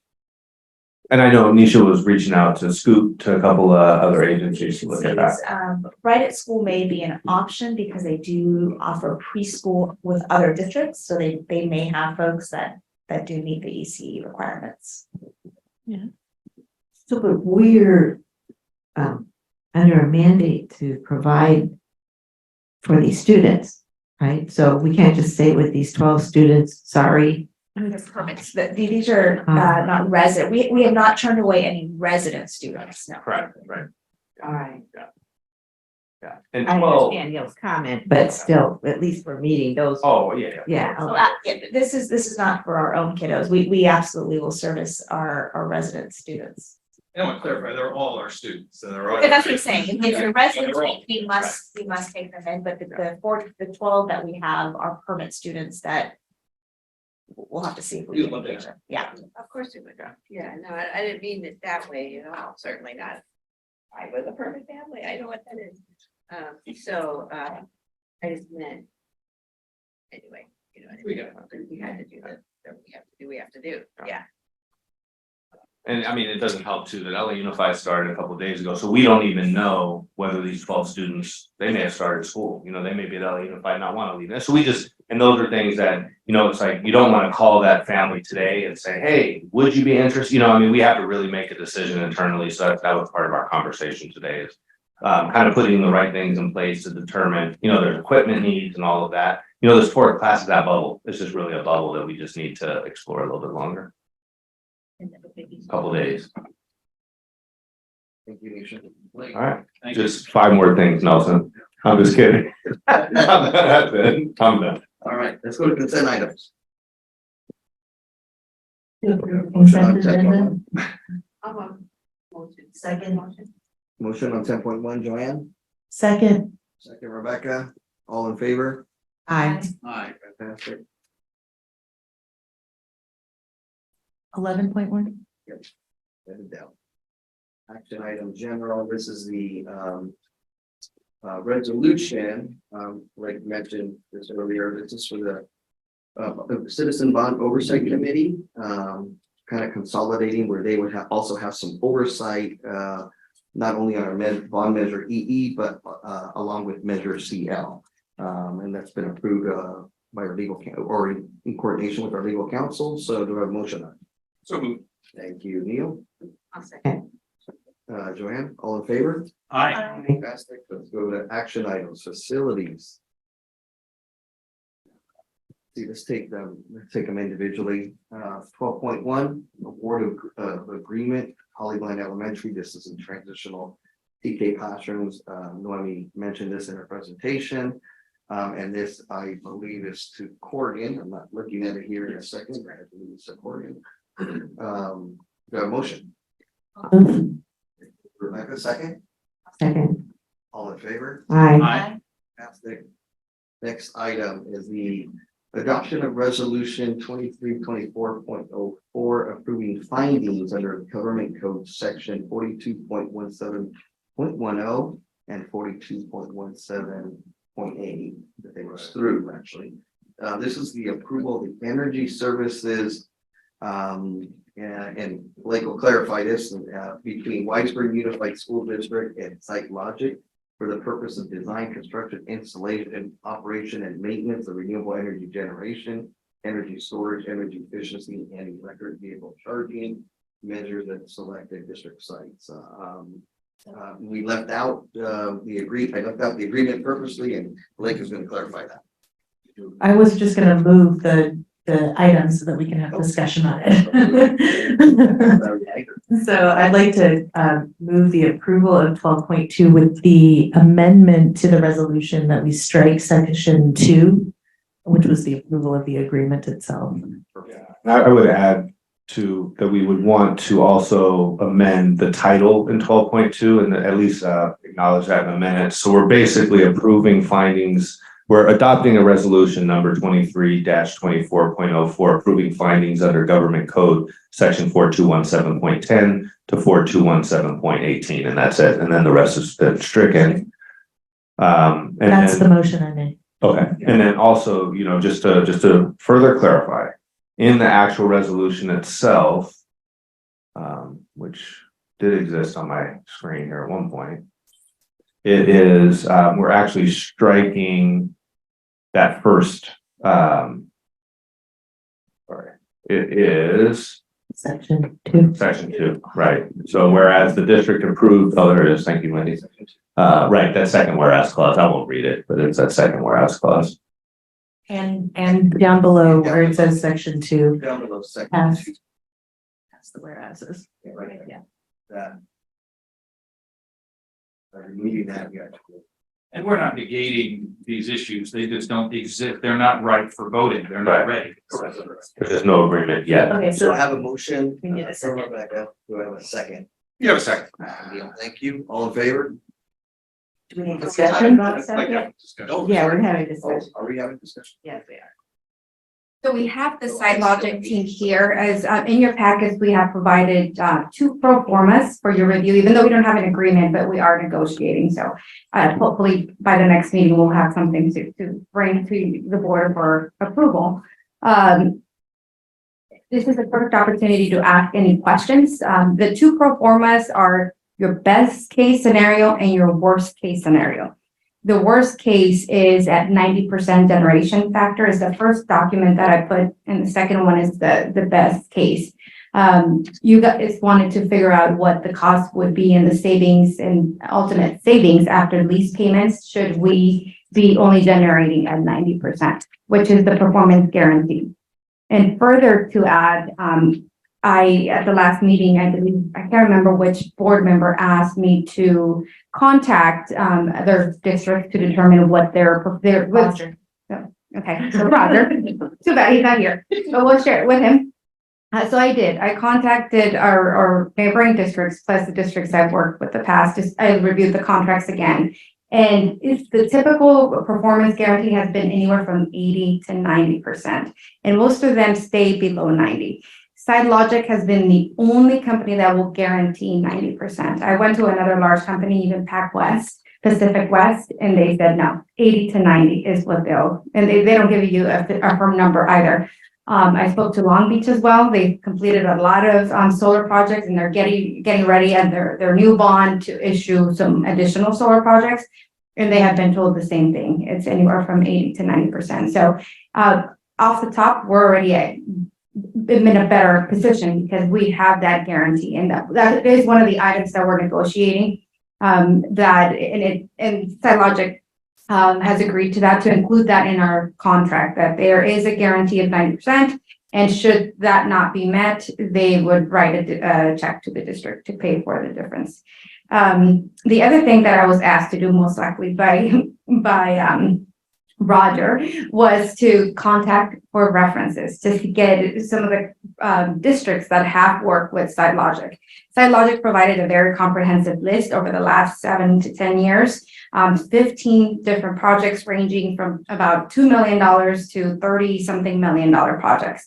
I contacted 3 school districts that were in similar size to our project, and I got nothing but great reviews. I spoke to Cutler Orosi Joint Union School District in Tulare County.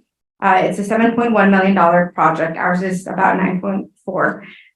It's solar projects at 5 sites. It was completed in June 2020. And I spoke to the superintendent directly, and she had nothing but raving reviews about the SideLogic and the entire team. Said that they were incredible to work with. Her and the CBO, both of them were very skeptical in the beginning. They didn't think that they were going to realize the savings that they were promised. And because of that, her CBO is always on top of reviewing monthly what the savings are.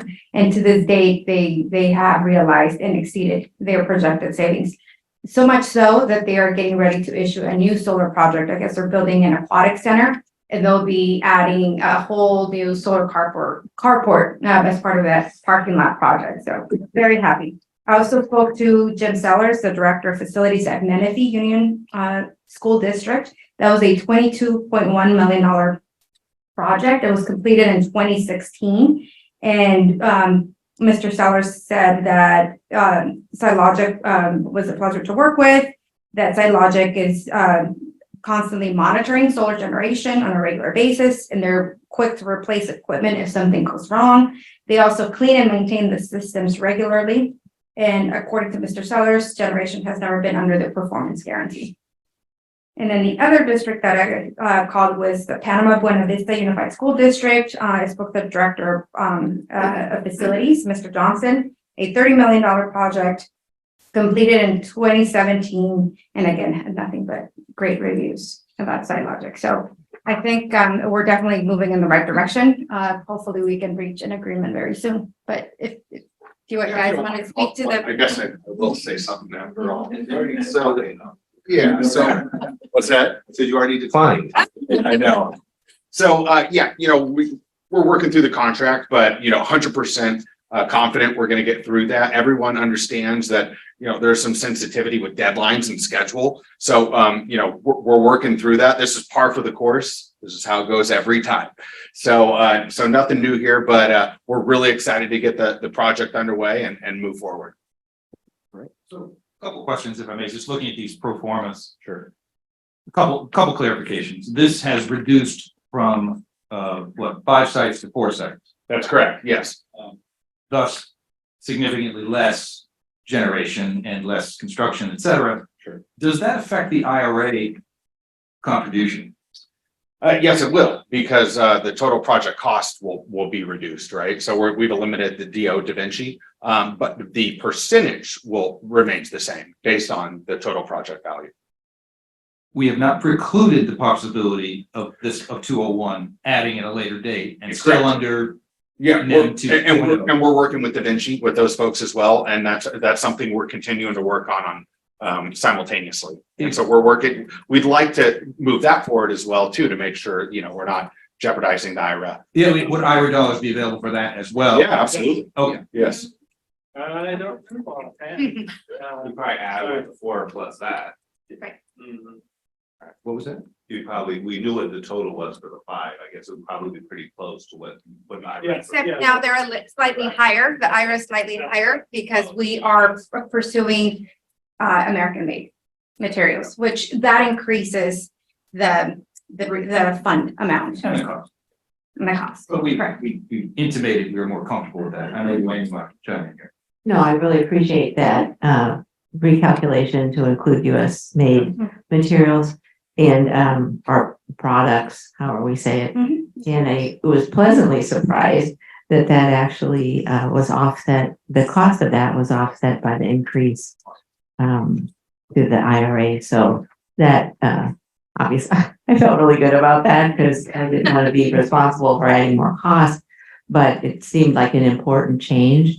So I'm really, I think it's a win-win for everybody. Definitely. And if I'm understanding this pro forma, IRA, if you remind everybody, Inflation Reduction Act. Yes. And money's coming from the federal government for that. In looking at the 2 pro formas, best case scenario versus worst case scenario. Assuming we get the IRA, we're talking a $20 million net positive over 30 years versus 17 net positive over 30 years. Not really a material difference there.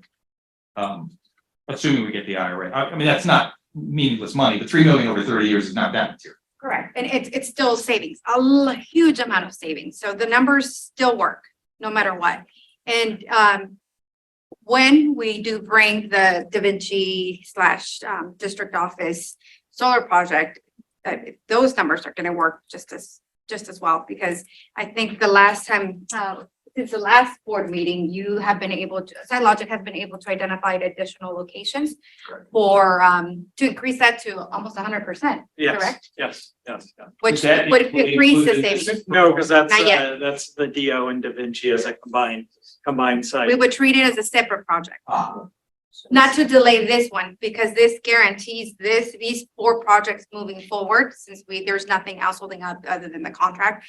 That way, we don't risk losing everything, because $3 million is $3 million for IRA. So the real difference between the 2 performas is the difference in 100% production and 90% guaranteed. If we came back and said we could only guarantee 50%, well, that delta between the 2 performers would be that much greater. But because we've stepped up and said, we're going to hold by the higher level of the industry standard at 90%, we're comfortable with the products we're looking at, the installation, everything from the climate zone, the modeling we've done, is that really, you're right. The only difference between, if IRA included, the only difference between the 2 performers is $3 million. And that's because we're stepping up at 90%.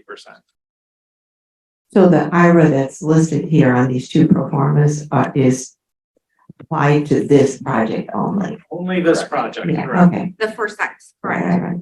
Yes. Good, And we thanks. gave you, Tim Cardy also provided in the same pro forma, which is the worst case scenario, we included a column for should the IRA not come through. There's nothing that tells us that it shouldn't. It's a IRS It's credit. code. It's code.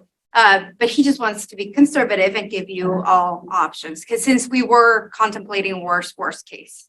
Are there deadlines that we need to keep in mind? So what are those? Sure, yeah, so the Inflation Reduction Act, we want the system to be fully completed and online before 2025 to not jeopardize the Inflation Reduction Act. January or December of 24, January Yeah. 25? The new administration taking office. After January 20th, right? Yeah, exactly, yeah, yeah, yeah. Yep, that's assuming that is the first thing on the agenda that they want to change. And there's an additional deadline as well, Exactly. Thank so you were grandfathered in at the NIM 2.0 tariff rates. And so we have 24 months from the time when that was awarded to have those systems online to recognize that grandfathered rate as well. And what is the expected construction time? Well, it's gonna be a staged construction, so the schedule is gonna be based on operational times and school access.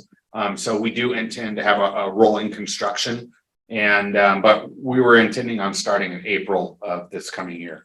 And be completed by fall 2024 with just the construction piece. There's still the interconnection, what takes Yep. longer. We have to wait on the utility company. But the actual impact or construction would be from April through early fall 2024. Okay. And online by the end of that year. Yes. So really spring break to the end of winter recess, I guess, or to the end of 24. You Worst had mentioned that two concerns with the American-made product. One was cost, which we've addressed and an issue. The other was potentially availability. Right. That is still a real risk, availability. So, you know, as this moves forward, negotiated agreements, one of the first things we're gonna do is put in the PO, lock it down, our allotment of those modules. And then we'll be able to report back to Noemi that, hey, we've secured it. Here's our guaranteed delivery date. We're prepared to take as much as we can for this project when it becomes available, even if that means storing it for a month. Thank you. Thank you. Thank you. All right. Wendy, could you remind me? I lost track. I think we have a second. I think we did a motion in a second. Yeah. With a bunch of Who? edits. Neil second. Neil seconded. And who motioned it? Rebecca motion. Rebecca Neal. Neil second. All in favor? Aye. All right. Item 12.3, award of lease back pre-construction services agreement. The Wiseman Da Vinci School CTE Studio Phase 1 project to Erickson Hall Construction. Do I have a motion? You have a motion. Do I have a second? Second. Second, thank you. All in favor? Hold on, are we gonna see this? Or is there anything to see? No. No. No one is in here. Yeah. should put that on this. In her, I remember that okay. Let me clarify a question. This is actually a cost borne by Da Vinci. Kind of, kind of. Well, kind of, yeah. Because we have the 1.1 million, so this cost would actually come out of the grant money that we receive from the state. So we will see it on our books. We'll have to bring it to this board for approval, but it would be the money we received. It's from actually grant money we received because of the project. Absolutely, because Da Vinci wrote the grant, the CTE grant, we have it in our. But if we don't keep going with the project, what happens to that money? We'll have to send the rest of it back. That's the rest of it. Not what we. No, and the All of it. 29,000 Or whatever, and the yeah. 30,000. Yeah, Okay. that's correct. I was there in case there was any questions. No, I think I'm good. I get it. All in favor? Aye. I also noticed Mr. Scott Hammond from Erickson Hall in the audience. Congratulations, and we look forward to working with you again. Yeah. Thank you so much for the opportunity. We're really grateful. Thank you. Absolutely. Our experience with all you gentlemen, I think it's all gentlemen, not being biased. There were ladies here last time. It has been really good so far. Erickson Hall, we worked in the past, did a great job for us, so thank you very much. Thank you all. Congratulations. Next item here is action items for fiscal. Do you have a motion for items here 13.1 through 13.9? How motion? 13.1 through 13.9. You do it. We have a second, I have a second and then I have some questions. right? Thank you, Rebecca. Questions? I just wanted to give Dr. Hasty an opportunity to address a comment that came in on our board, share your thoughts this afternoon about 13.3. And there was a question about the cost of those units and whether they were the correct ones. Can I defer to Amir on this one? Do you see the comment? Yes, I did. Okay, good. Yeah, of course. He prepared a response. Did you see? Oh, you saw it too. Yes. Great, thanks, Amir. Thanks, Amir. You're welcome. Hi, good afternoon. Well, I did receive the comment. I'll read it. It's a lot of the comment. Thank you for the round. And I don't think we need to, we should read it. You should read it. You could just respond to it. yes. Well, the comment I have about the plan is not the devices we purchase is not about food services. We're planning to utilize our resources in the district in the long term. Let's say food services decided to cancel for any reason, and we want to utilize the devices for a STEM program or robotics program. That device is capable of handling those loads. Those devices are capable of handling Wi-Fi 6E, which we are planning to implement for new part of new infrastructure upgrade, because the faster internet connectivity modules on those devices. They have a long life. The CPU on those devices that did the comparison, the one being suggested in the comment is released on, according to Intel datasheet, 2019, which is discontinued. The one we proposing, it's actually quarter 3, 2022, which launched, which is kind of recent. And the newer generation of CPU, because they have a nanotechnology, they use a 3 or 4 nanometer technology, they a lot more power efficient than older generation. The comments suggested 8th generation of Intel processors. The one we suggest is 12th generation. It's a lot more power efficient and they have more thermal protection on it, which is we measure the heat associated with the kitchen. They will stand the heat.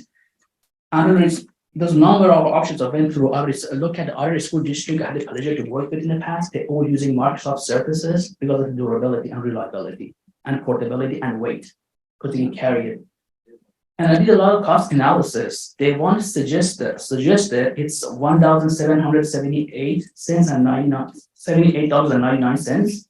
I don't know is it included tax or not. Assuming it is included in tax, the cost comparison come up to $2,233 in total.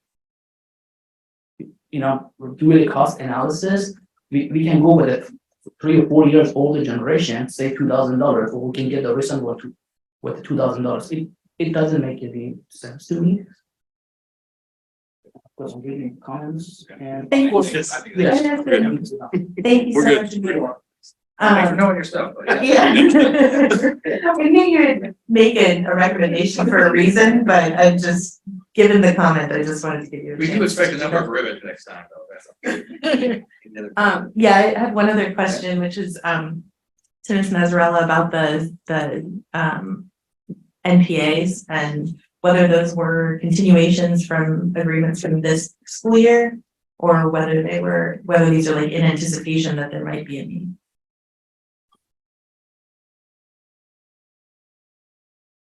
Good evening, everyone. Good evening, everyone. They are well, it depends. So they mostly are. Do you have a particular one you're referring to? Because hard to up here. Yeah, I know. Just any of that. There were a couple that it was clear they were things that like we were providing because like Yes. student had needed it last year. Correct. And so we were continuing it. So could you differentiate those for us? If you go to, So Peggy, I think just in general, the question is more, I think if I'm understanding correctly, is, yes, the planning was for continue current need. students, continuing students, but there's also a buffer that, Jason, we have to have a buffer, because there's gonna be more need, and I know Jason and Peggy work on what that Mhm. delta would be, and we're gonna try and get as close as we can. So There's why- room to live. Pardon me, Dr. Silver. Sorry, yeah, no more. Soliant and Scoot are staffing agencies, and they are, Soliant is a finite amount for that amount, but Scoot is in anticipation of potential more need. We do have still some vacancies that we need to fill for instructional aides. The other non-public agencies and the school are for an existing need. Does that help? Yes. Okay. Yeah. I know we had seen over the last school year several settlements. And so I was curious also whether these were in continuation of needs based on those settlements or whether these were other. We have two in, I think it's 13.8, 7. That's seven. Those are settlement agreement. Okay. Okay. And you've approved those already. Those were prior approved agreements, and so those are the services from those agreements. Yeah, that's what I wanted to clarify. Yeah. I tried to break them down so they were separated according to different needs. Yeah, I was just gonna say, one thing I know, Dr. Goldman, you've asked in the past was, you know, to provide more of a, instead of coming towards the end of the school year with the surprise of how much we've spent, you know, that we come with a more, like, sort of I'm not gonna say a scorecard, but that may bring up other questions or other comments, but no, but that we have some sort of gauge that we provide on a more regular basis to the board, you know, cost to these particular contracts. So I think Dr. Hasty's been working on that. Yeah, so budgeted for, we break them all down by object code. I'm not gonna get too technical, but we're really looking at those 5,000s, which are other services in the contracts with special ed. Just to give you an idea, 23-24 adopted budget for the 5,000s loans, we were at about 2,057,000. So we're really tracking this. What you're gonna have on this board agenda is about 1.7. And so we're under that number, but you're right, it doesn't include all the, you know, if we have a settlement. So we put some numbers in there. Right now, we're about 1.8 for our budgeting. We're trying to come in under that 2 million and hopefully reduce at the end of the year. So that's the goal here. And we don't want to over encumber funds, and, you know, we want to monitor. So, you know, we're working together. So quarterly, we'll be looking at what actual expenditures have gone out, where we are, and we'll have those guidelines around that and for the max for each of those contracts. Thank you. Okay. Those are my questions. Thank you, Rebecca. Thank you. All in favor? Aye. This concludes the meeting at 8:02 p.m. Beautiful, buddy. I don't have any important Thank you, everyone. days like the start of school. I know it's too late, we already adjourned. Any upcoming dates, like they actually want to talk about before we actually conclude? Well, we do have, you know, the start of school. First day of school is on August 29th. On that day, we also have our welcome back event. So we'll have our opportunity to welcome back all of our teachers and go through our district priorities and so forth. Eileen already shared next week, we have our new teachers, new staff coming back, or Nisha, sorry, shared that. But yeah, I mean, it's really all the get back to school type activities right now. And it's really highlighted by our staff coming back, and then of course our students on the 29th.